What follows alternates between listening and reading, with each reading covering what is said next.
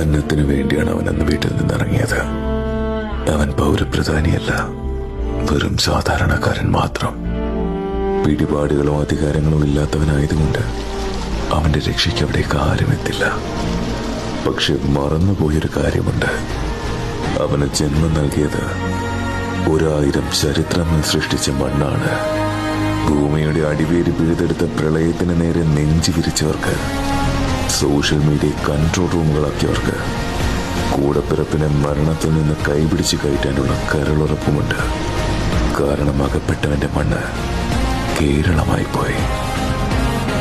വളയം പിടിക്കുന്നവന് വാഹനമാണ് അവന്റെ പടച്ചോൻ.